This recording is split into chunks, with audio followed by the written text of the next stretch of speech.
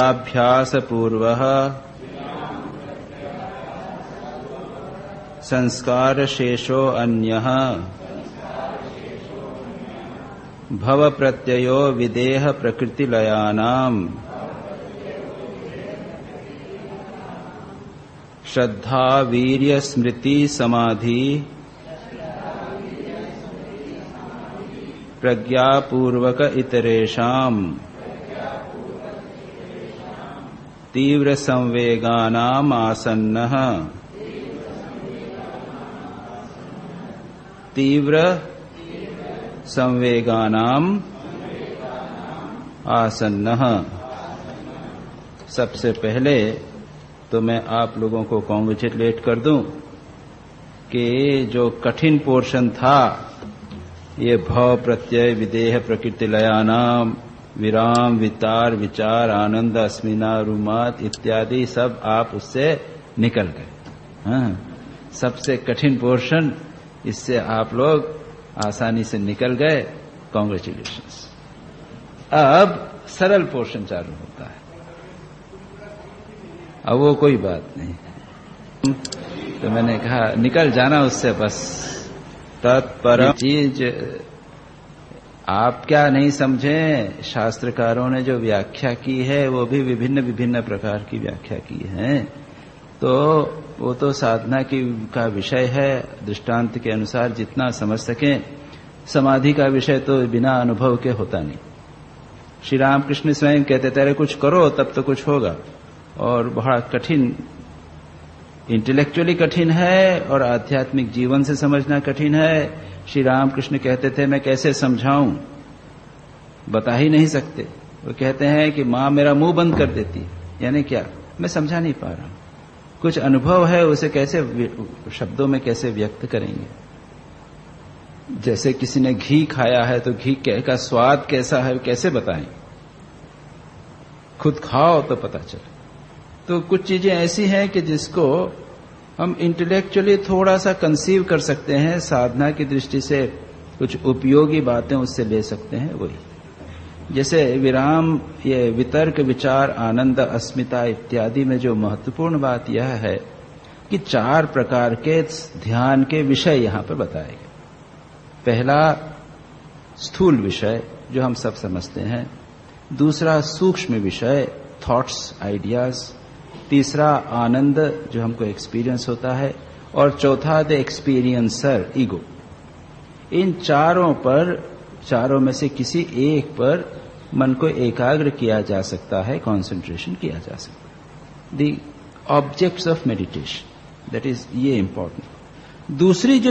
दूसरा जो सूत्र था विराम प्रत्यय अभ्यास पूर्वः, उसमें जो महत्वपूर्ण बात साधना की दृष्टि से है वह है कि हमें निरोध के संस्कार बनाने। हम जब भी चित्त का वृत्ति का निरोध करेंगे, संयम का अभ्यास, किसी भी प्रकार के संयम का अभ्यास करेंगे, मन का संयम, इंद्रियों का संयम, भावनाओं को कंट्रोल करेंगे, इन रिपीटेड कंट्रोल की प्रैक्टिस से, निरोध से इंप्रेशंस बनते हैं, संस्कार बनते हैं, जो आगे चलकर साधना में बहुत उपयोगी होते हैं। तो ये 2 बातें हमने विस्तार से इसके ऊपर विचार हमने किया था, केवल इसलिए। इतनी चीजें तो समझ सकते हैं आप, ठीक है ना, इसमें कठिनाई नहीं है। बस हम यही करते जाएं, जितना अधिक होवे अपने मन, वाणी, बुद्धि, इंद्रियां, कर्मेंद्रिय, ज्ञानेंद्रिय, उनका संयमन जितना हम करते रहें, कर सकें उतना करते जावें। इसके गहरे संस्कार पड़ेंगे और आगे उच्चतर समाधि में ये बहुत लाभकर होते हैं। उस समाधि में चित्त वृत्ति नहीं होती, केवल संस्कार शेष होते हैं बस। उसके बाद में हमने भव प्रत्यय और उपाय प्रत्यय, ये 2 प्रकार के योगियों की चर्चा की थी। उनमें हमारे लिए उपयोगी है उपाय प्रत्यय, और उसमें 5 गुणों का वर्णन था। श्रद्धा, वीर्य, स्मृति समाधि और प्रज्ञा, ये 5 उपाय हैं। इसे याद रखें, क्योंकि आगे के जो 2 सूत्र हैं उनमें भी उनका रेफरेंस आवश्यक है। तो हमने पिछली बार देखा था तीव्र संवेगानाम आसन्नः, यानी साधना में जिसके मन में, जिस साधक में इंटेंसिटी होवे, तीव्र संवेग होवे, उसके लिए भगवत दर्शन, समाधि, चित्तवृत्ति निरोध निकट है। और हमने निकट शब्द पर विचार किया था। निकट कैसे है? In space and in time. Space में कोई वस्तु दूर होवे, लेकिन आप अगर एक कॉन्कॉर्ड, आजकल जो फास्टेस्ट ट्रेवलिंग का है, कॉन्कॉर्ड बहुत तेज जाता है, 1000 किलोमीटर पर आवर की स्पीड है या पता नहीं, उससे जावें या फिर ऑर्डिनरी जेट प्लेन से जावें या फिर समुद्र के रास्ते से जावें या पैदल जावें, तो डिस्टेंस तो वही है, काल तो वही है, दूरी वही है, लेकिन समय भिन्न भिन्न लगेगा। तो देश और काल ये दे आर रिलेटेड, सदा ये संबंधित रहते हैं। चंडीगढ़ इतना बड़ा है, 10 किलोमीटर 15 किलोमीटर, लेकिन कहते हैं कि कहीं भी जाना हो, अगर कार हो तो 10 मिनट में पहुंच जाए। तो उससे कोई, और आप अगर बनारस में अगर 10 किलोमीटर जाना हो तो आपको जाने में 1 घंटा लग जाएगा, कार से जाने में भी, क्योंकि वहां इतना खराब ट्रैफिक है कि जाना ही मुश्किल। तो देश और काल से संबंधित है ये। और साधना में भी मुख्यतः कोई एक दूरी नहीं है। हम समझते हैं कि भगवान बहुत दूर हैं, वो इतनी दूर जाना है, वहां भगवान को प्राप्त करना है। तो कुछ लोग अगर धीरे धीरे करेंगे तो बहुत जन्म लगेंगे, ये भी कहते हैं। लेकिन श्री रामकृष्ण कहते हैं कि अगर भगवान के लिए रो तो 3 दिन में उनका दर्शन हो जाए। और एक व्याख्याकार ने, एक टीकाकार ने तो यहां तक लिखा है कि 3 दिन क्यों? जितना समय एक पुष्प को तोड़ने में लगता है, जितना प्रयत्न एक पुष्प को तोड़ने को, फूल को तोड़ने में हाथ बढ़ाकर तोड़ना पड़ता है, भगवत दर्शन, समाधि, चित्तवृत्ति निरोध, अगर तीव्रता हो, व्याकुलता हो, अगर सचमुच आवश्यकता हो, if you are really sincere and want it, वो अभी हो सकता, उससे भी आसान। और उसका एक तर्क दिया है, पता नहीं आप तर्क उसको स्वीकार करेंगे या नहीं, उस पर भी हम थोड़ी विचार करेंगे। उनका कहना है कि चित्तवृत्ति निरोध या समाधि या भगवत दर्शन जो भी कहें, उसमें बाहर कुछ नहीं करना पड़ता। फूल तोड़ने के लिए भी हाथ बाहर बढ़ाना पड़ता है, यहां तो बाहर की सभी क्रियाओं को छोड़ना पड़ता है और अंतर्मुखी हो जाना पड़ता है, बस टू टर्न विद इन। अब इसको देखिए, ये समझने की बात है। अंतर्मुखी होकर अपनी आत्मा को पहचान। वेदांत कहता है कि हमारा स्वरूप ही आत्मा है, केवल अज्ञान है, उसको दूर करना है, बस, और कुछ नहीं।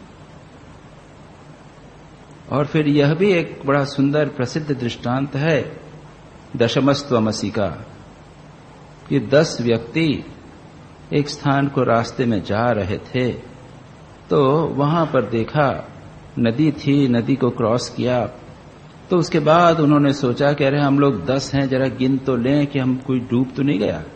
तो 10 खड़े हो गए, एक आदमी ने गिनना चालू किया, 1 2 3 4 5 6 7 8 9 तक तो गिना। उसके बाद में 10वां, तो वो खुद को भूल गया, 1 2 3 4 5 6 7 8 अगर भाई 9 ही हैं। दूसरे ने कहा तू नहीं जानता गिनना, मैं गिनता हूं। उसने भी गिना 1 2 3 4 5 6 7 8 9, खुद को भूल गया। अब रोना पीटना मच गया। इतने में एक दूसरा व्यक्ति आया, उसने कहा क्यों रो रहे हो? तो कि हम 10 व्यक्ति थे और अभी 9 ही हैं, एक डूब गया। तो उसने सबको खड़ा किया और 1 2 3 4 5 6 7 8 9 तक पहुंचा। जो गिन रहा था उसको कहा दशमस्त्वमसि, तू ही तो 10वां है। तो परमात्मा बाहर नहीं है, हमारी आत्मा ही परमात्मा है।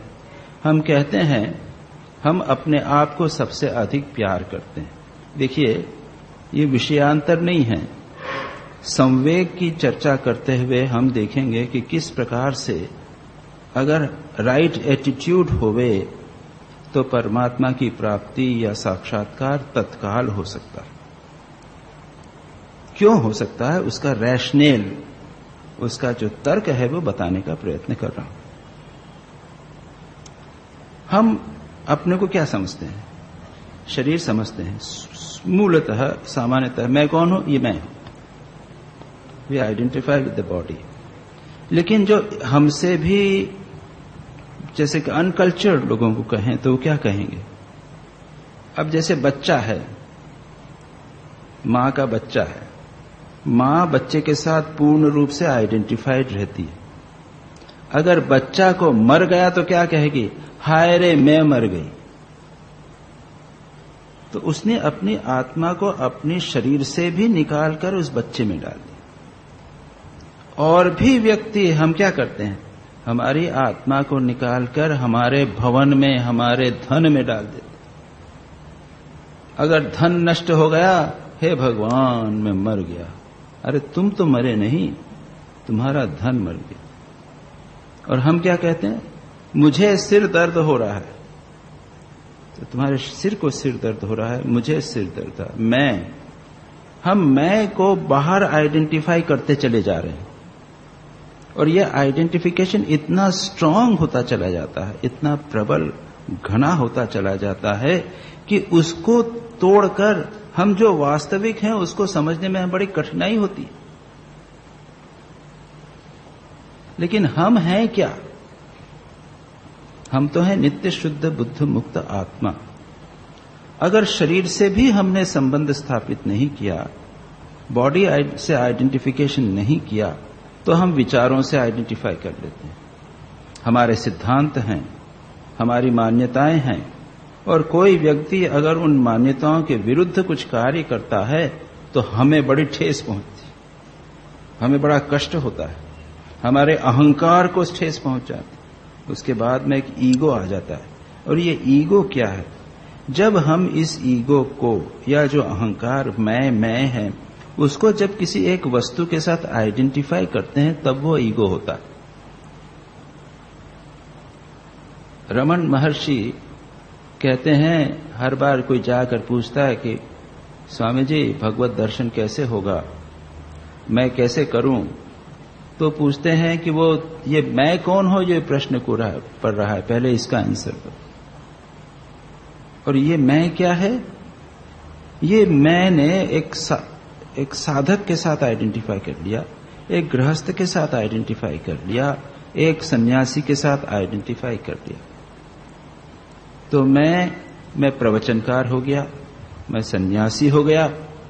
और अब अगर सन्यासी को किसी ने इंसल्ट कर दिया कि मैं सन्यासी हूं, मेरा इंसल्ट कर दिया। अगर मैंने लेक्चर अच्छा दिया, लोगों ने प्रशंसा किया, तो मैं फूल कर गुप्पा हो गया। ये क्या हुआ? ये ईगो जब किसी उपाधि से आइडेंटिफाई होता है तभी वह ईगो होता है। तो ये कहां कहां? एक तो मन की उपाधि से, उसके बाद में इस देह की उपाधि से, उसके बाद देह के बाहर पुत्र स्त्री इत्यादि के साथ, और उसके और बाहर धन संपत्ति इत्यादि के साथ आइडेंटिफाई। लेकिन वास्तविक अहंकार ईगो कहां है? मैं कौन है? वो मेरी आत्मा है। तो अगर हम इन आइडेंटिफिकेशंस को छोड़ सकें तो हम तो जो हैं सो हैं। इसी समय तत्तदा द्रष्टुः स्वरूपे अवस्थान। भक्ति शास्त्र में कहते हैं कि परमात्मा हमारी आत्मा की भी आत्मा है, स्टिल इंटरनल। वो हमारा रियल स्वरूप है।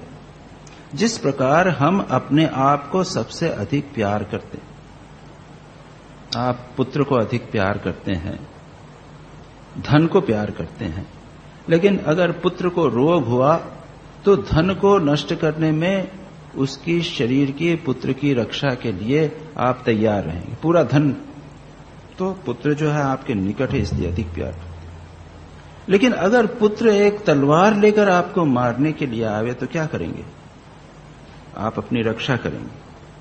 अगर आंख फोड़ने के आएगा तो आप आंख की रक्षा करेंगे, पुत्र को रिजेक्ट कर देंगे, अपने शरीर की रक्षा करेंगे, इंद्रिय की रक्षा करेंगे, आंख की। अगर आंख खराब हो गई, किसी ने कहा कि आंख का ऑपरेशन करना पड़ेगा, या हाथ में कैंसर हो गया और कहा कि अगर कैंसर काट डालो हाथ को, नहीं तो आप पूरे मर जाओगे, प्राण निकल जाएंगे, तो ठीक है, इस शरीर को एक उसका अंग काट दिया जाए, एक इंद्रिय को काट दिया जाए, प्राण तो बचेंगे। तो प्राण अधिक प्रिय हो गए। जितनी वस्तु हमारे निकट और निकटतर रहती है आंतरिक अंतरात्मा की, उतनी वह प्रियतर हो जाती है। और लोग अपने सिद्धांत के लिए प्राण तक का त्याग कर देते हैं, करते हैं। सारा इतिहास जाने, भारत के लिए त्याग कर दिया महात्मा गांधी ने। अब तैयार थे वो प्राणों की भी परवाह नहीं करे अपने सिद्धांतों के लिए। तो प्राणों से भी अधिक मन और भी निकट है, उसको हम प्यार करें। और जो व्यक्ति जितना अनकल्चर्ड होगा, उतना वह उतनी बाहरी वस्तु को प्यार करेगा, उसको आत्मा समझे। तात्पर्य यह है कि हमारी आत्मा तो अत्यंत निकट है ही, निकट से निकटतम है, वह तो हमारा स्वरूप है।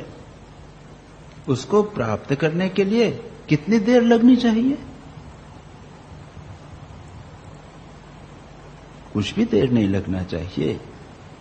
साइंटिफिकली स्पीकिंग, रैशनली स्पीकिंग, तत्काल होना चाहिए। इसलिए कहा गया तीव्र संवेगानाम आसन्न, अति आसन्न। जो तीव्र व्यक्ति हों, if they can let go the hold, संसार की सभी वस्तुओं को तत्काल त्याग दे, तो उनके लिए अति आसन्न है। संन्यास क्या है? संन्यास का वास्तविक स्वरूप भी लेट गो द होल्ड, सब कुछ त्याग देना, किसी भी वस्तु से आइडेंटिफिकेशन नहीं रखना, बस सब कुछ त्याग।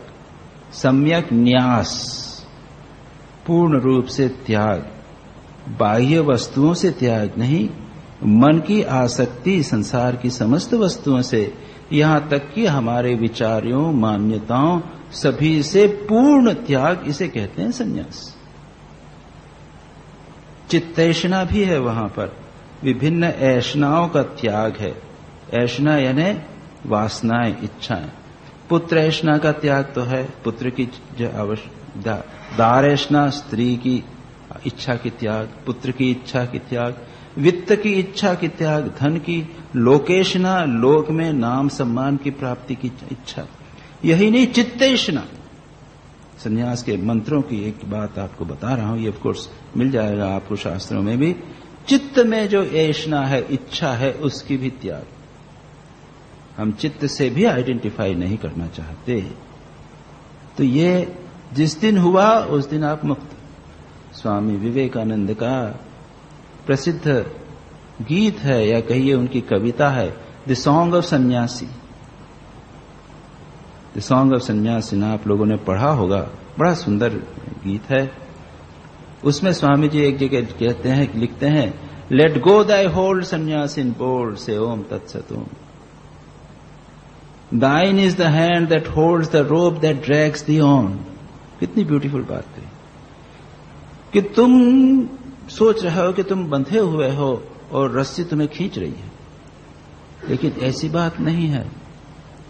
रस्सी को तुमने ही पकड़ रखा है, किसी ने बांधा नहीं है। रस्सी को छोड़ दो and you are free. Let go thy hold sannyasin bold. छेड़े दाओ रज्जू, बंगाली में उसी का ट्रांसलेशन किया है कि वो रस्सी जो तुमको खींच रही है, वो तुमने अपने हाथ से पकड़ा हुआ, उसको छोड़। तो अगर इस प्रकार किया जाए, ठीक ठीक किया जाए, अगर व्यक्ति तीव्र हो, इंटेंसली उस पॉइंट को करे कि मैं सब कुछ आज छोड़ रहा हूं, उसी क्षण मुक्त। वो दृष्टा अपने स्वरूप में तत्काल प्रतिष्ठित हो जाएगा। नहीं तो चित्त वृत्तियों के साथ एक के बाद एक संयुक्त होता चले जाएगा, बंधन में पड़ा रहेगा। तो संवेग को मैंने समझाने का प्रयत्न किया, कितने तेजी से हो सकता है ये बात बताई। अब देखिए, दृष्टांत के द्वारा समझाने का प्रयत्न करें। शास्त्रकारों ने दृष्टांत दिए हैं, श्री रामकृष्ण ने तो बड़े सुंदर सुंदर दृष्टांत दिए। शास्त्रकार कहते हैं कि संवेग को का समझाने के लिए कि जैसे घोड़ा, उसको आप चाबुक मारो तो तेज भागेगा, उसी प्रकार से विवेक मूलक साधन में तेजी से भागना। एक दूसरा और अच्छा दृष्टांत दिया। आप जंगल में जा रहे हैं, कल्पना कीजिए घना जंगल है, एक आदमी है या दो आदमी, अंधेरा होने लगा। अब क्या लगेगा आपको? अरे भाई जल्दी चलो, निकल चलो यहां से, नहीं तो अंधेरा हो जाएगा। इसमें जंगल में तो हिंसक प्राणी है, हमारा जीवन को खतरा हो जाएगा। तो तेज हो जाएंगे हम। मां शारदा का दृष्टांत ले लीजिए। वो तेलो भेलो का जो मैदान था उसमें से जा रही थी, जब युवती थी श्री रामकृष्ण के पास जा रही थी, अपनी सहेलियों सखियों के सरे जा रही थी, और रास्ते में एक बड़ा मैदान आता था, खुला हुआ मैदान, और वो खतरनाक मैदान था क्योंकि वहां पर डाकू रहा करते थे। और अंधेरे में वो दूर इधर उधर दूर दराज तक कोई नहीं, कोई आवाज सुनने वाला नहीं। अगर रात को वहां पर उस मैदान में कोई पड़ गया तो उसकी खैर नहीं, मार ही डालेंगे, लूट लेंगे तो मार डालेंगे। तो ये लोग उससे को पार करना पड़ता था, पैदल जाना पड़ता था। उस जमाने में तो कोई उपाय नहीं होगा, सवारी नहीं मिलती होगी, तो सब लोग तो आगे जल्दी दिल चले गए, भाई सूर्यास्त के पहले इसको क्रॉस कर दो। मां शारदा उसके साथ में एक दूसरी सहेली पीछे रह गई। उसने, मां शारदा थक गई थी, चल नहीं पा रही थी, तो उसने कहा, अरे भाई देखो चलो, नहीं तो कैसे होगा, देखिए तू जा, तू आगे निकल जा, मैं आती रहूंगी, परम पुरुष ख्यातेर गुण वैतृष्ण्यम। मां शारदा अकेली पड़ गई, अंधेरा हो गया। तो देखिए, उसके बाद में कथा हम जानते हैं कि एक डाकू आया, उसकी पत्नी आई, उन्होंने मां शारदा को कन्या के रूप में स्वीकार किया। मां डरी नहीं, उन्होंने वात्सल्य रूप उनको प्रति, मां के प्रति वात्सल्य आया इत्यादि। लेकिन दृष्टांत बता रहा हूं मैं कि जहां कहीं भी खतरा है हम भागने की कोशिश करते हैं। विवेक चूड़ामणि में एक दूसरा दृष्टांत है।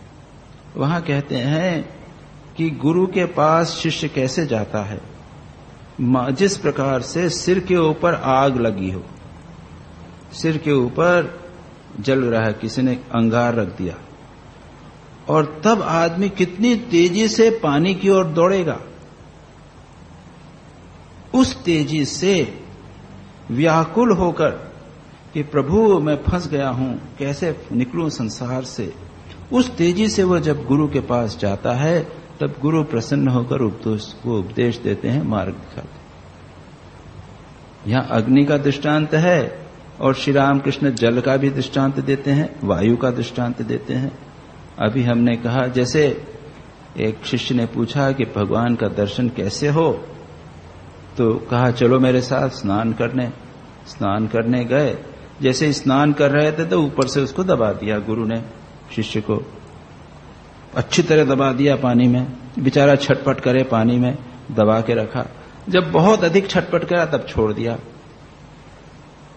बेचारा निकला होगा, बड़ी सांस की हालत खराब, कैसा लग रहा था गुरुजी? ऐसा लग रहा था कि अभी प्राण निकले, अभी प्राण निकले। गुरुजी कहते हैं कि जब ऐसी व्याकुलता भगवान के लिए होगी, तब तुमको भगवान के दर्शन। यह तीव्र संवेग का दृष्टांत। श्री रामकृष्ण और भी कहते हैं कि जब तीन आकर्षण एक साथ मिले हों, एक सती का पति के प्रति प्रेम आकर्षण, एक माता का पुत्र के प्रति प्रेम, और एक लोभी का धन के प्रति प्रेम, इन तीनों प्रेमों को जब मिलाकर भगवान की तरफ लगाओ तो भगवान का दर्शन। जब खूब रोवे, श्री रामकृष्ण के बड़े सुंदर सुंदर दृष्टांत हैं। बच्चा खेल रहा है, खेलते खेलते थक गया, चिल्लाता है माँ माँ माँ। तो माँ देखती है, माँ काम में लगी हुई है, वो को खिलौना ले खेल ना बेटा। माँ को नया खिलौना देख लिया, खेलने लग गया। थोड़ी देर में ऊब गया, खिलौना भी फेंक दिया, फिर चिल्लाता है। माँ एक मिठाई दे देती है, थोड़ी देर तक मिठाई में भूल गया। उसके बाद में फिर जोर से चिल्लाता है, तब फिर माँ कुछ और देने को आती है तो उसको वो हाथ से फेंक देता है, लेता ही नहीं है। तब माँ क्या करती है कि भाई अब नहीं मानेगा, तो अपने तवा पड़ा हुआ है, रोटी हो, तवा को नीचे उतार कर पहले बच्चे को गोद में लेते। ऐसी व्याकुलता श्री राम कृष्ण बार बार सुंदर दृष्टांतों से कहते थे। और ऐसी व्याकुलता तीव्रता हो कि नहीं अब पाना है, ये संसार से, अब बाहरी संसार से मुझे कुछ नहीं मिल रहा। अभी मैंने जैसा कहा, बाहरी संसार में जब तक हम कुछ न कुछ सेटिस्फैक्शन सीख करते रहेंगे, संतोष को प्राप्त करने का प्रयत्न करते रहेंगे, तब तक कुछ नहीं होगा, संवेग भी प्राप्त नहीं होगा, अंतर्मुखी होना पड़ेगा। उपनिषद ने कहा ना, आवृत्त चक्षु अमृतत्वम इच्छन्, कश्चित धीरः प्रत्यगात्मानमैक्षत आवृत्त चक्षु। हम बहिर्मुखी हैं, इंद्रियां बाहर की तरफ जा रही हैं, आवृत्त चक्षु, अंदर जो आत्मा है उसको खोजना पड़ेगा। एक भजन में भी आता है, लागी लटक मरी गुरु चरणन की, उसमें एक लाइन आती है, उलट भई मोरे नयनन की। मेरे नयन जो हैं वो उलट भय, पहले बाहर ही बाहर देखते थे, अब उलट गए, अंदर हो गए। और ये प्रोसेस जैसा मैंने कहा, व्यक्ति के ऊपर निर्भर करता है कितना तीव्र हो सकता है। सच पूछा जाए, फैक्ट इज कि हम ये सब चाहते हैं नहीं, कोई भगवान को चाहता नहीं। आदमी जो चाहता है वो उसको मिलता है। हम लोग कोई भगवान को नहीं चाहते, एक बार अगर चाहें तो भगवान जरूर मिल जाए। श्री रामकृष्ण के अनुसार 3 दिन में, अन्य शास्त्रकारों के अनुसार तत्काल भी हो सकता है। खैर, तो ये दृष्टांतों के द्वारा हमने देखा कि पतंजलि ने जो कहा है वह अयौक्तिक नहीं है, सत्य है कि अगर कोई अभ्यास वैराग्य का प्रयत्न करे, इन जो साधन कहे हैं, श्रद्धा वीर्य स्मृति समाधि प्रज्ञा, इनका अगर तीव्रता के साथ अनुष्ठान करे, उसका वैराग्य तीव्र हो और अभ्यास तीव्र होवे, तो उसको चित्तवृत्ति निरोध या समाधि तत्काल या शीघ्र प्राप्त हो सकती है। अब इसके आगे अगला सूत्र लेवें, मृत्यु मध्य अधिमात्रत्वात् ततोपि विशेषः। बोलिए, मृदु मध्य अधिमात्रत्वात् ततोपि विशेषः।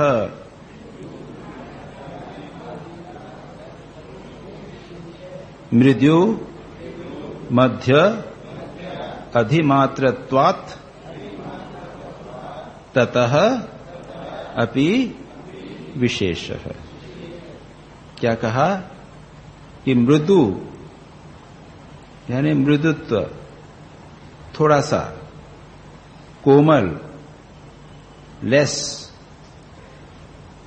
मध्य मीडियम, अधिमात्र मोर अधिक, इन तीनों प्रकार से भी ये जो संवेग कहा गया, ये 3 प्रकार का हो सकता है। प्रश्न उठ सकता है हम सभी के मन में, अभी तो कहा कि भाई हमारी क्या गति होगी, हम तो तीव्र संवेग वाले हैं नहीं, हम ठाकुर जैसा इतने व्याकुल हुए कि तलवार लेकर अपनी गर्दन पर मारने लगे, इतना हमारे से नहीं हो सकता।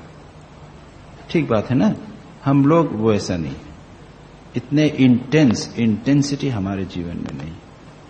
तो हमारी क्या गति होगी? पतंजलि ने कहा कोई घबराने की बात नहीं। ये क्या कहते हैं, तो इंटेंसिटी बहुत ज्यादा है, कुछ में मीडियम है, कुछ में लेस, ये 3 है। इस पर इसके आगे कमेंट्री करते हुए, इसके पहले कमेंट्री करते हुए व्यासदेव लिखते हैं कि साधकों की 3 कैटेगरी नहीं होती, 9 कैटेगरी होती है। क्या कहा उन्होंने कि 2 प्रकार की चीजें हैं, एक तो है इंटेंसिटी और दूसरी है साधन, जो कहा अपि श्रद्धा, वीर्य, स्मृति, समाधि और प्रज्ञा। ये 5 साधनों की बात कही, अभ्यास वैराग्य की बात कही। तो अभ्यास, वैराग्य, श्रद्धा, वीर्य, समाधि और प्रज्ञा, ये 5 और ये 2, ये 7 साधन हैं। ये साधन किसी में कम है, किसी में श्रद्धा कम है, किसी में वीर्य कम है, किसी में स्मृति कम है, किसी में मीडियम है, किसी में अधिक है। तो इनके अनुसार 3 प्रकार की श्रेणी हो गई। एक व्यक्ति है बहुत श्रद्धावान है, खूब वीर्यवान है, उसमें स्मृति भी अच्छी है, जो सुनता है शास्त्र की बात उसको अनुष्ठान करता है, वो सब है। तो वो 3 कैटेगरी ये हो गई। और इन तीनों की फिर 3 दूसरी संवेग के अनुसार। एक में साधन बहुत अच्छे हैं, ही इज एक उत्तम अधिकारी है, जिसे हम कहते हैं ना उत्तम अधिकारी। एक उत्तम अधिकारी है, good aspirant, superior aspirant, medium aspirant and inferior aspirant. एक है सुपीरियर एस्पिरेंट, लेकिन उसमें तीव्रता नहीं, उसमें बहुत लगन के साथ लगना करना, उसकी इंटेंसिटी कम है। तो ये एक कैटेगरी हो गई। कोई दूसरा है, वो अधम अधिकारी, तो अधम है, श्रद्धा वीर्य कम है, लेकिन बहुत लगन, तीव्रता ज्यादा है, संवेग ज्यादा है। इस प्रकार से कॉम्बिनेशन, परमिटेशन, कॉम्बिनेशन करके 9 प्रकार के साधक हो सकते हैं। अब हमें यह देखना है कि हम किस श्रेणी में हैं, कहां पर हैं। हम में शायद होगा कि मृदु साधन और मृदु असंवेग, isn't it? हम लोगों की यह हाल है। ठीक है, हम अपना साधन बढ़ाने का प्रयत्न करें, श्रद्धा बढ़ाने का, वीर्य बढ़ाने का, स्मृति को बढ़ाने का, बार बार याद करने का, स्वाध्याय के द्वारा, सत्संग के द्वारा इसको बढ़ाने का प्रयत्न करें। कुछ त्याग इत्यादि का अभ्यास करें, भोग को कम करें, समय को बर्बाद न करें। इस प्रकार से अपनी जो कैलिबर है, जो हमारे साधनों का उपाय जो हैं, उनको मृदु से मध्य बनाने का प्रयत्न करें। उसके बाद मध्य से उसको अधिमात्र अधिक बनाने का प्रयत्न करें। और दूसरी ओर प्रभु से प्रार्थना करें, प्रभु व्याकुलता दो, तीव्र संवेग दो। श्री रामकृष्ण स्वयं कहते थे कि भगवान से व्याकुलता के लिए प्रार्थना करना चाहिए कि प्रभु हमको व्याकुलता दो, हमको आप ऐसा करो कि आपके लिए रोना आवे, ऐसा करो। तो इस प्रकार से हम जहां पर हैं उसके अनुसार साधना कर सकते हैं और उसके अनुसार हम धीरे धीरे प्रगति भी कर सकते हैं। अब एक प्रश्न उठा कि क्या चित्तवृत्ति निरोध का अभ्यास वैराग्य के सिवाय और कोई उपाय है? क्या जो समाधि लाभ की बात कही, जिससे दृष्टा अपने स्वरूप में प्रतिष्ठित हो जाता है, उसके श्रद्धा, वीर्य, समाधि, स्मृति, समाधि, प्रज्ञा, ये इन उपायों के अतिरिक्त और भी कोई उपाय है क्या? और पतंजलि कहते हैं हाँ, बहुत से उपाय। और अब इसके आगे का जो रोचक विषय प्रारंभ होगा, साधना के अनेक उपाय, अनेक प्रकार से चित्तवृत्ति निरोध जितने उपायों से किया जा सकता है, उसका एक एक करके वर्णन करेंगे। सबसे पहले ही एक बात कहते हैं, क्या कहते हैं? कहा क्या इसी से ही, यानी जिन विषयों को बोला, बाह्य विषय, सूक्ष्म विषय, स्थूल विषय, आनंद या अस्मिता पर चित्तवृत्ति निरोध करने से, समाधि से ही और या तीव्र संवेग से ही परमा समाधि होती है, आसन्न निकटतम होती है, या दूसरा कोई उपाय? हाँ, ईश्वर प्रणिधानात् वा, पढ़िए, ईश्वर प्रणिधानात् वा। संस्कृत में अथवा शब्द जो है ना, हम हिंदी या इंग्लिश में बोलते हैं और it can be done through this. ये सूत्रादि जब होते हैं तो उसमें अंत में लगता है। तो ये वा जो शब्द है इसको हम आगे लगा लेंगे। अथवा ईश्वर प्रणिधान के द्वारा चित्तवृत्ति निरोध आसन्न यानी तत्काल या शीघ्र हो सकती है। बहुत अच्छी बात कही। मैंने अपने प्रवचनों के दौरान एक बार कहा था, जब श्रद्धा की बात उठी थी तब मैंने कहा था कि याद रखिए ये जो योग शास्त्र है यह इमोशंस से कुछ ज्यादा इसका लेना देना नहीं। प्रेम, दया, करुणा इसका कहीं उल्लेख आपको नहीं मिलेगा। भक्ति इसका भी उल्लेख यहां नहीं मिलेगा। एक आध दो सूत्र इधर उधर। वैसे तो जो संवेग की चर्चा की गई, ये संवेग क्या है? ये संवेग भी है कि इमोशनल इंटेंसिटी। याद रखिए ये भावनात्मक तीव्रता ही संवेग है। हम हमारी समस्त एनर्जीज को कॉन्सेंट्रेट एक दिशा में करें, तीव्रता से प्राप्त करने का प्रयत्न करें। यह आधुनिक मनोविज्ञान की दृष्टि से एक इमोशनल कमिटमेंट जिसे आप कहेंगे ये होगा। इस दृष्टि से तो संवेग की बात वहीं पतंजलि ने कह दी है तो ठीक है, लेकिन इसके अतिरिक्त जिसे आप प्रेम, भक्ति इत्यादि कहें उसका अधिक उल्लेख नहीं है। यहां पे उल्लेख है। क्या कहा है? ईश्वर के प्रणिधान से, भक्ति से भगवान शीघ्र, ईश्वर यानी चित्तवृत्ति निरोध शीघ्र हो सकती है। याद रखिए मैंने संभवतः आपको इंट्रोडक्शन में इसकी जब भूमिका पातंजल योग सूत्र की दी थी तब कहा था कि सांख्य और योग ये दो दर्शन पुरुष और प्रकृति इन दो को स्वीकार करते हैं। अद्वैत वेदांत के अनुसार केवल एक पारमार्थिक सत्ता है और वह है ब्रह्म, और जगत जो है वह मिथ्या इत्यादि माना जाता है। पातंजल योग सूत्र और सांख्य, पातंजल योग सूत्र सांख्य दर्शन पर आधारित है। इन दोनों में यह स्वीकार किया है कि पुरुष और प्रकृति ये दो भिन्न सत्ताएं हैं, ये सदा बनी रहेंगी। ये दो सेपरेट टू रियलिटीज, एक चेतन है एक जड़ है। अब सांख्य और योग में अंतर क्या है?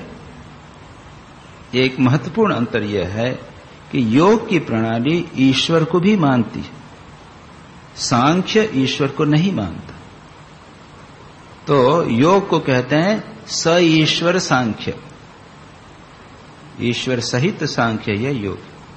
और यहां पर एक ईश्वर का उल्लेख किया गया है। प्रणिधान का अर्थ क्या? अब इस विषय में यहां पर हम देखेंगे कि ईश्वर प्रणिधान यह जो विषय है यहां पे दो बातें आएंगी। एक तो यह है कि ईश्वर का क्या अर्थ है, इस पर हम थोड़ा सा थियोरेटिकल विचार करेंगे। ईश्वर की विभिन्न धारणाएं क्या हैं और उसके बाद पतंजलि क्या उनकी धारणा है यह हम बताएंगे। और दूसरा है प्रणिधान की प्रक्रिया, साधना प्रणिधान, यह उसकी पद्धति है, भक्ति की पद्धति या शरणागति की पद्धति, वह क्या है उसकी भी चर्चा करें। तो दोनों बातों की हम एक एक करके चर्चा करेंगे। अब पतंजलि एक वैज्ञानिक है, याद रखिए। ये पातंजल योग सूत्र इस स्वामी विवेकानंद के अनुसार साइंस ऑफ रिलीजन। उसमें you don't go by faith. विज्ञान जो है वो विश्वास नहीं करता। जो भी है मैं देखूंगा और जो ठीक दिखेगा उसका ऐसा बताऊंगा। एम्पिरिकल ट्रुथ के ऊपर निर्भर करता है। जो मुझे दिखाई देता है, जो डेटा मिलता है उसके अनुसार हम आगे बढ़ेंगे। विश्वास में, भक्ति में विज्ञान विश्वास नहीं करता। स्वामी विवेकानंद भी कहते हैं कि पातंजल योग सूत्र भी कुछ मान कर नहीं चलता। वो तो कहता है कि आप इस तरह ये ऐसा ऐसा करो तो ऐसा ऐसा रिजल्ट मिलेगा। और तीसरे अध्याय में तो विस्तार से है कि आप अमुक प्रकार का ध्यान करोगे तो अमुक प्रकार का उनका रिजल्ट मिलेगा इत्यादि। It is the science of religion. ऐसे साइंटिफिक पतंजलि भी ईश्वर प्रणिधान को एक पद्धति के रूप में स्वीकार करते हैं। ईश्वर प्रणिधान का उल्लेख पातंजल योग सूत्र में 3 जगह आया। एक तो यहां पर एक इंडिपेंडेंट मेथड ऑफ चित्तवृत्ति निरोध, चित्तवृत्ति निरोध का एक अपने आप में एक स्वतंत्र उपाय। दूसरा उल्लेख आया है क्रियायोग के रूप में, तप स्वाध्याय ईश्वर प्रणिधानानि क्रियायोग, उसकी हम चर्चा क्रियायोग के रूप में करेंगे। और तीसरा उल्लेख आया है इसका नियम के अनुसार, यम नियम आसन प्राणायाम प्रत्याहार धारणा ध्यान समाधि, ये 8 पातंजल योग के अंग हैं, वो मुख्य योग सूत्र हैं। उसमें यम 5 हैं, नियम 5 हैं। इन 5 नियमों से एक है ईश्वर प्रणिधान। तप स्वाध्याय, शौच संतोष, तप स्वाध्याय और ईश्वर प्रणिधान, ये 5 को पतंजलि ने स्वीकार किया। लेकिन वहां पर ईश्वर प्रणिधान की भूमिका गौण है, उसका फंक्शन जो है वो दूसरे प्रकार का है। वो है इमोशनल स्टेबिलिटी, भावनात्मक स्थिरता, शरणागति का भाव रहे यदि भगवान में, तो हमारे जीवन में जो असफलताएं आ रही हैं, सफलताएं आ रहे हैं, उससे हम विचलित नहीं होंगे और योग पर सीधे बने रह सकेंगे। इसलिए वहां पर उसका उल्लेख किया गया। वो जब वहां पर उसकी चर्चा हम करेंगे तब उस पर विस्तार से करेंगे। यहां लेकिन पतंजलि इसे एक पृथक रूप में, एक independent means of God realization, independent means of चित्तवृत्ति निरोध, उसका मेंशन, उसका उल्लेख कर रहे हैं। उल्लेख ही नहीं कर रहे हैं, ईश्वर की परिभाषा देंगे और ईश्वर प्रणिधान कैसे करना चाहिए उसका भी वर्णन करेंगे। क्यों किया? पतंजलि ने एज ए साइंटिफिक मैन, एक वैज्ञानिक, निष्पक्ष वैज्ञानिक के अनुसार उन्हें स्वीकार किया, करना पड़ा कि नहीं, ये ईश्वर प्रणिधान एक बहुत बढ़िया चीज है। भगवान के प्रति भक्ति, भले ही मेरा ग्रंथ भक्ति का ग्रंथ नहीं है, लेकिन इसको मैं अस्वीकार नहीं कर सकता और इसलिए वो उसका उल्लेख करते हैं। यही नहीं, भक्ति अपने आप में एक, श्री रामकृष्ण की भाषा में तो कलिकाल में नारदिया भक्ति, सरल आज के युग के लिए बहुत ही उपयोगी साधन। अन्य साधनों में कई समस्याएं हैं, वैसे भक्ति में भी कई समस्याएं हैं, ऐसा नहीं कि भक्ति में समस्याएं नहीं है। चारों योगों में कहीं कहीं पिटफॉल्स हैं, समस्याएं अवश्य हैं, सभी योगों में सब समस्याएं, भक्ति में भी समस्याएं, लेकिन योग में कई समस्याएं हैं जो भक्ति में नहीं है। भक्ति एक तो मधुर, कोई भगवान के प्रति आपका प्रेम, शरणागति का भाव है, और योग जो है वो रफ ड्राई, बैठ के ध्यान करो, नहीं हो तो भी किए जाओ, कभी बोर हो जाओ, कभी लगे छूट जावे। लेकिन भक्ति में इस प्रकार के जो वो हैं समस्याएं कम। दूसरा, पातंजल योग सूत्र इत्यादि में अहंकार की समस्या आती है। भक्ति में आपको विनम्र होना पड़ेगा। ह्यूमिलिटी या विनम्रता एक बहुत महत्वपूर्ण उसका अंग है। तीसरी बात,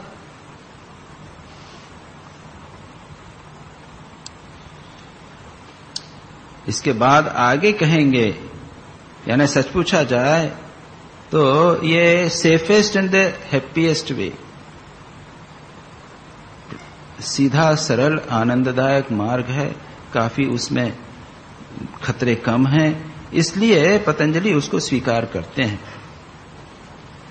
और श्री रामकृष्ण, जैसा मैंने अभी कहा, श्री रामकृष्ण इसको निश्चित रूप से बहुत महत्व देते हैं। अच्छा, अब आप देखें ईश्वर कौन है। अब हम थोड़ा सा दार्शनिक विश्लेषण करेंगे। श्री रामकृष्ण कहते हैं ईश्वर साकार भी है, निराकार भी, और अगर निर्गुण और सगुण भी मिला लें तो 4 कॉम्बिनेशन हो गए। साकार, सगुण, 2-3 कॉम्बिनेशन कैसे होगा? साकार और सगुण। रूप भी है भगवान का, भगवान विष्णु ले लो तो चतुर्भुज विष्णु हो गए, शंख चक्र गदा पद्म है, और उसके बाद गुण है, बहुत सारे सद्गुणों से पूर्ण है, साकार सगुण। दूसरा है साकार निराकार सगुण, आकार नहीं लेकिन गुणों से युक्त, जैसे ब्राह्मण समाज वाले मानते थे श्री रामकृष्ण। अच्छा, अब आप देखें ईश्वर कौन है। अब हम थोड़ा सा दार्शनिक विश्लेषण करेंगे। श्री रामकृष्ण कहते हैं ईश्वर साकार भी है निराकार भी, और अगर निर्गुण और सगुण भी मिला लें तो 4 कॉम्बिनेशन हो गए। साकार सगुण, 2-3 कॉम्बिनेशन कैसे होगा? साकार और सगुण। रूप भी है भगवान का, भगवान विष्णु ले लो तो चतुर्भुज विष्णु हो गए, शंख चक्र गदा पद्म है, और उसके बाद गुण है, बहुत सारे सद्गुणों से पूर्ण है, साकार सगुण। दूसरा है साकार निराकार सगुण, आकार नहीं लेकिन गुणों से युक्त, जैसे ब्राह्मण समाज वाले मानते थे।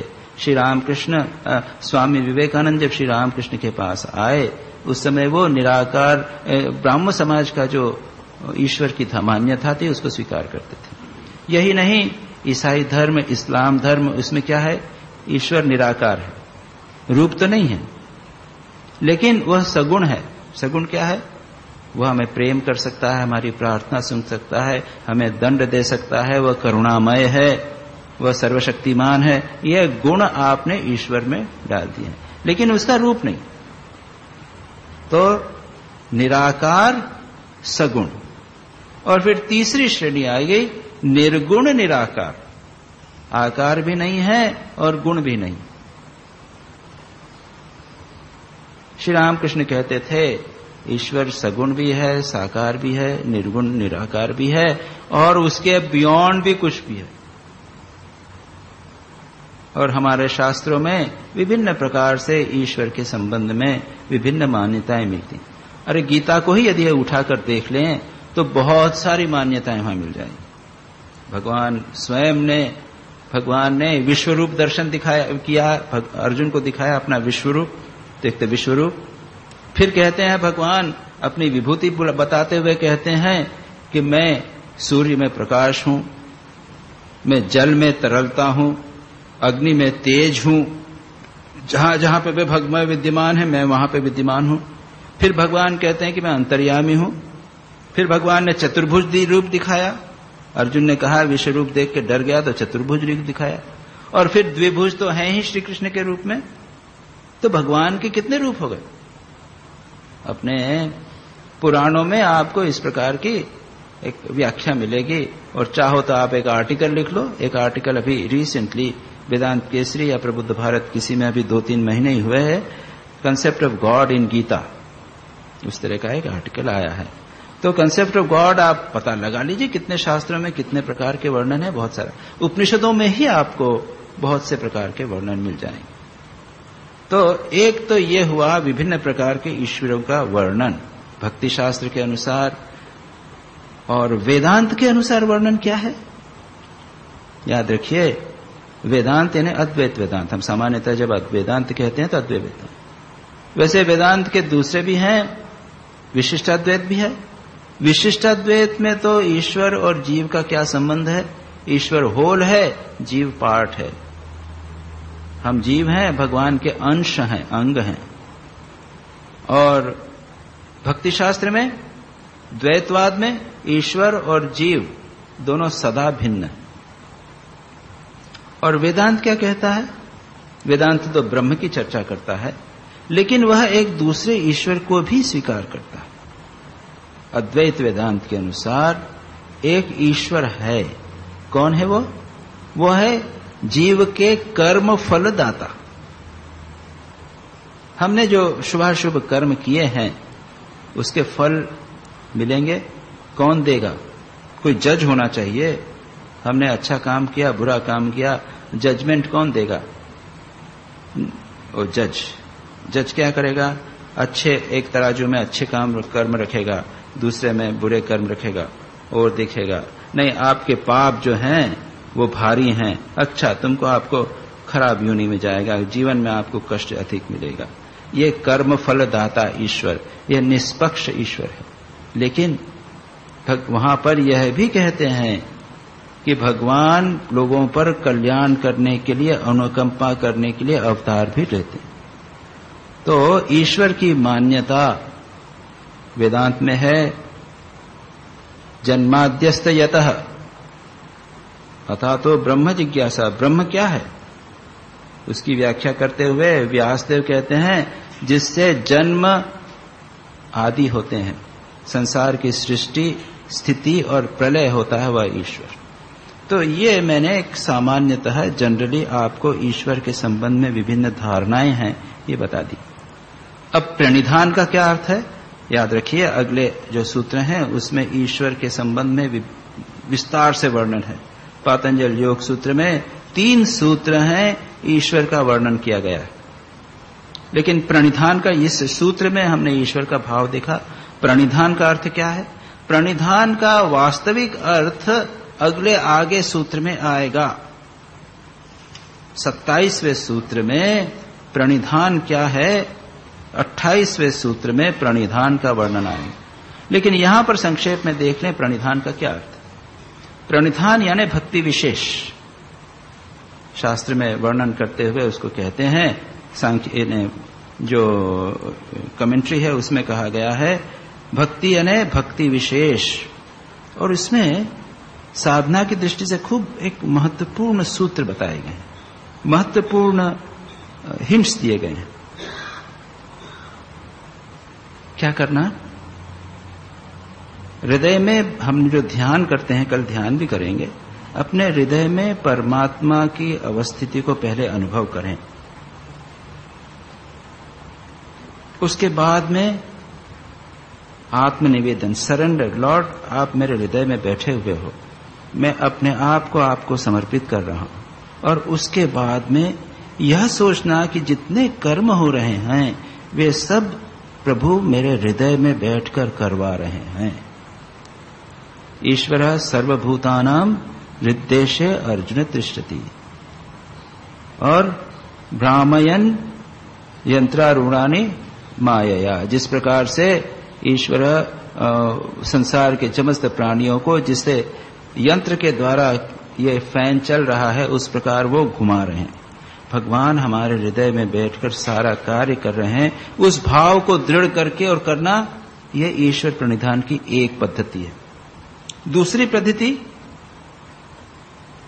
मैं नहीं कर रहा हूं इसी को सोचना। तीसरी,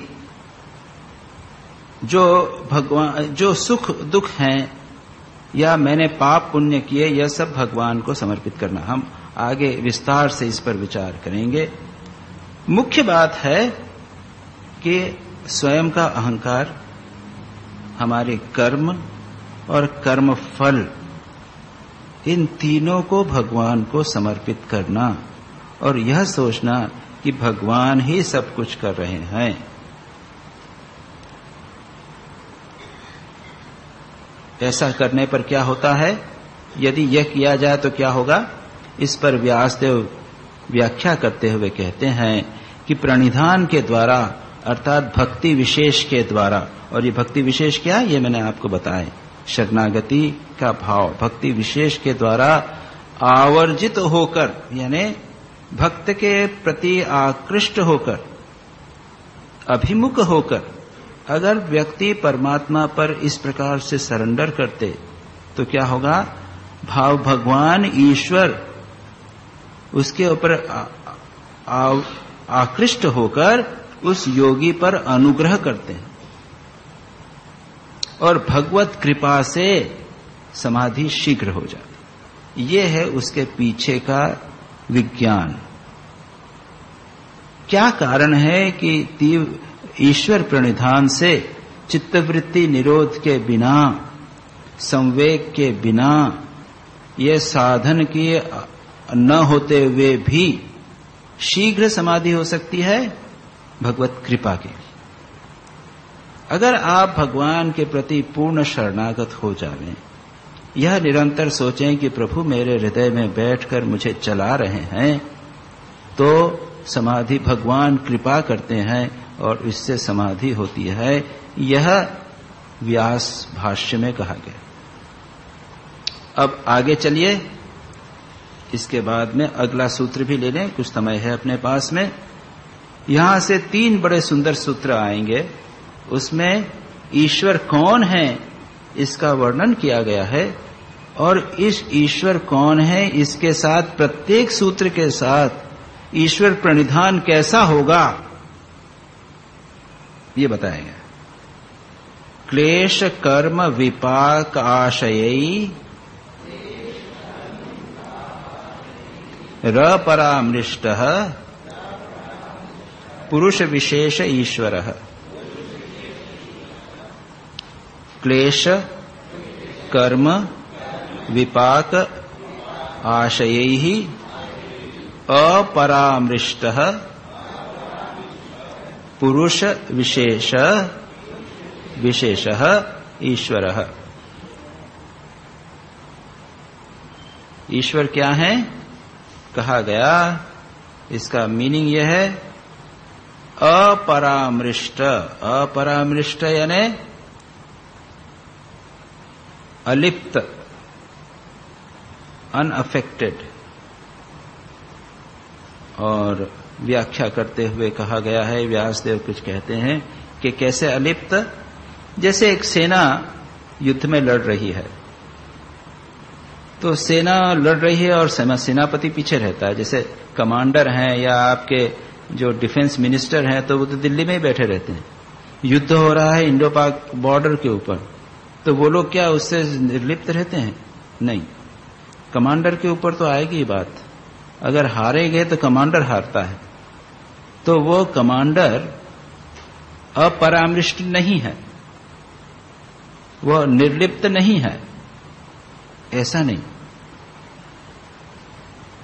पुरुष जो है, ये ईश्वर क्या है, वह एक पुरुष विशेष है, एक स्पेशल पुरुष। पुरुष की बात हम कर चुके हैं, यानी एक आत्मा विशुद्ध।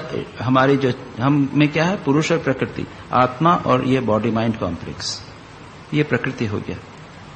ईश्वर भी एक पुरुष है, लेकिन इसमें विशेषता यह है सामान्य अन्य पुरुषों के से अतिरिक्त कि यह एक विशेष पुरुष है। और इस विशेष पुरुष की क्या विशेषताएं हैं? पहली विशेषता है कि वह क्लेश पंचक्लेश, इसकी चर्चा हम अगली बार करेंगे। कर्म हम शुभाशुभ कर्म समझते हैं। विपाक यानी कर्म का फ्रूशन, पकना, फल पकता है ना, बीज डाला उसके बाद फल बनेगा, पकेगा, विपाक।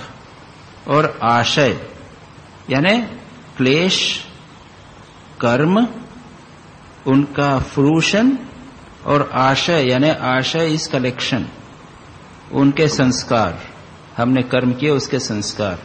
इन चारों से अपरामृष्ट, अनकनेक्टेड, अनअटैच्ड, ऐसा पुरुष विशेष है ईश्वर। और हम कैसे हैं? हम भी पुरुष हैं, हमारी भी आत्मा है, चैतन्य सत्ता है। वह क्या है? क्लेश से हमारे कष्ट होता है, अविद्या अस्मिता राग द्वेष अभिनिवेश से। हम जो कर्म करते हैं, कर्म का फल हमें भोगना पड़ता है, हम कर्म करने को बाध्य होते हैं। और हम जो कर्म करते हैं उसके संस्कार पड़ते हैं, एक कलेक्शन होता है, संचित इत्यादि होते हैं। इन सब के द्वारा हम लिमिटेड हैं, हम अविशेष हैं, हम सामान्य पुरुष हैं। यह जो ईश्वर है ये विशेष पुरुष है।